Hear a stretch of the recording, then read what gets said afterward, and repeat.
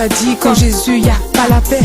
Qui t'a dit que je sais plus m'amuser? Oui c'est vrai, j'ai stoppé les discothèques, mais nos veillées prennent toujours des airs de fête. J'ai plus besoin d'un coupé décalé, le son de Rebecca Malopé me fait bouger. Qui t'a dit qu'en Jésus y a pas la paix? Plus le temps passe et mes blessures s'effacent, ma vie de prière se révèle être efficace. Sans toi Jésus j'aurais perdu la face à tous ces gens qui n'ont pas cru en ma grâce. Mais merci Seigneur, tu les as tous confondus. Je touchais le fond, une main tu m'as tendu. Et à cette fille que beaucoup croyaient perdue, le Tout-Puissant offre un destin inattendu. Qui t'a dit qu'en Jésus y a pas la joie? Qui t'a dit qu'en Jésus y a pas la paix? Suis mon exemple et ne crois pas ceux qui te disent qu'en priant tu perds ton temps. Qui t'a dit qu'en Jésus y a pas la paix? Qui t'a dit qu'en Jésus y a pas la joie? Suis mon exemple et ne crois pas ceux qui te disent qu'en priant tu perds ton temps. Qui t'a dit qu'en Jésus y a pas la joie? Qui t'a dit qu'en Jésus y a pas la paix? Suis mon exemple et ne crois pas ceux qui te disent qu'en priant tu perds ton temps. Qui t'a dit qu'en Jésus y a pas la paix? Qui t'a dit qu'en Jésus y a pas la joie? Suis mon exemple et ne crois pas ceux qui te disent qu'en priant tu perds ton temps.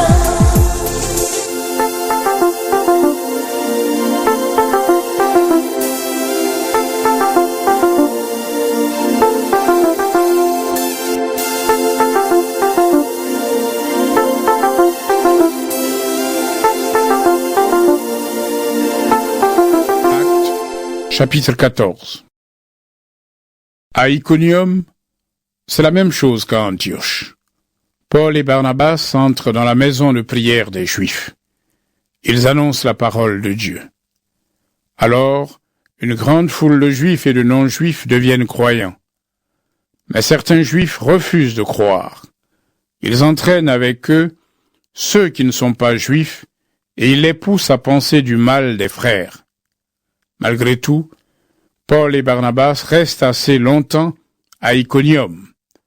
Ils parlent avec assurance, pleins de confiance en le Seigneur.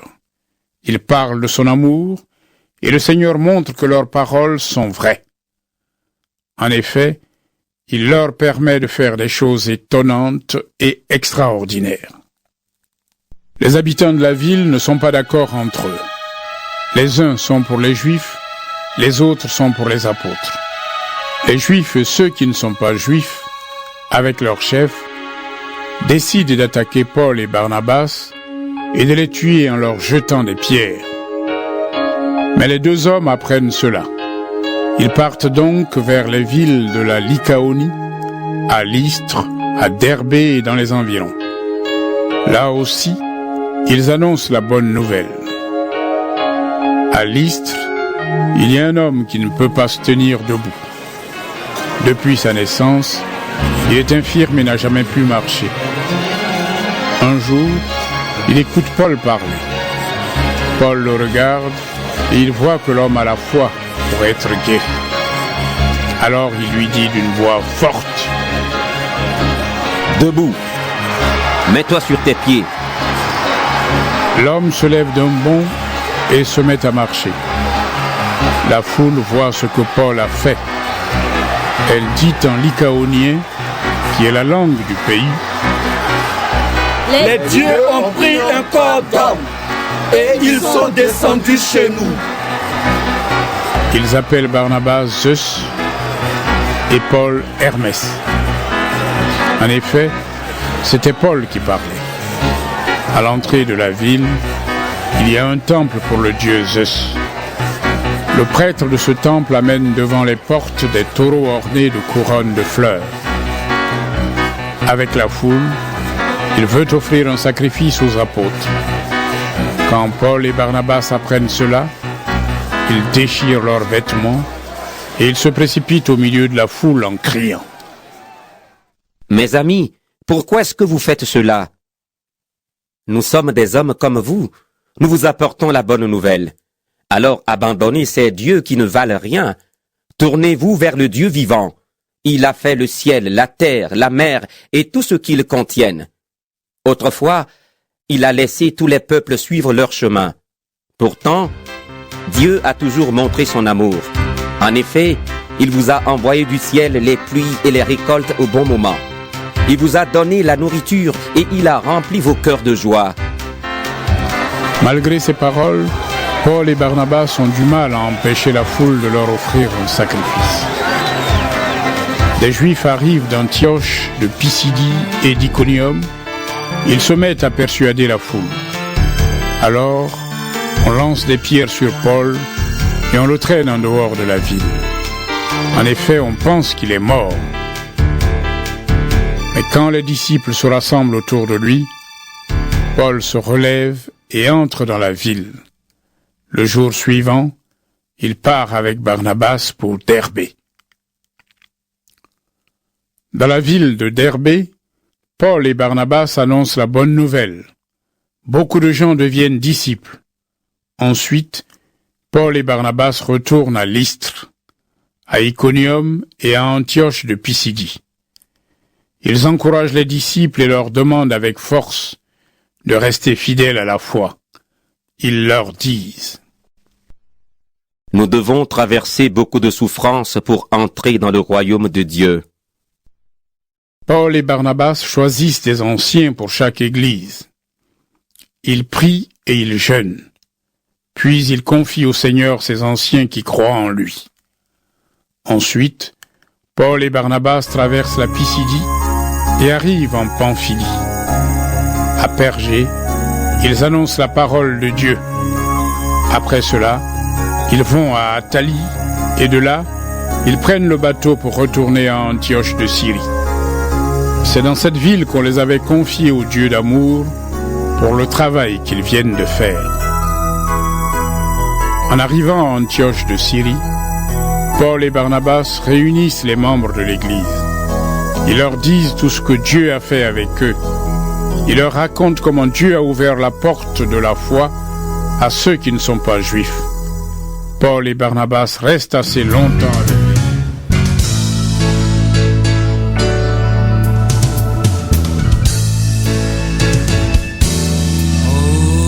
Happy day. Oh, happy day. Happy day. Oh, happy day. Oh, Jesus walked. When Jesus walked. Don't you know he walked? Jesus walked. Oh, my Jesus walked. When Jesus walked. Wash my sins away. Oh, happy day. Oh, it was a happy day. Oh, happy day.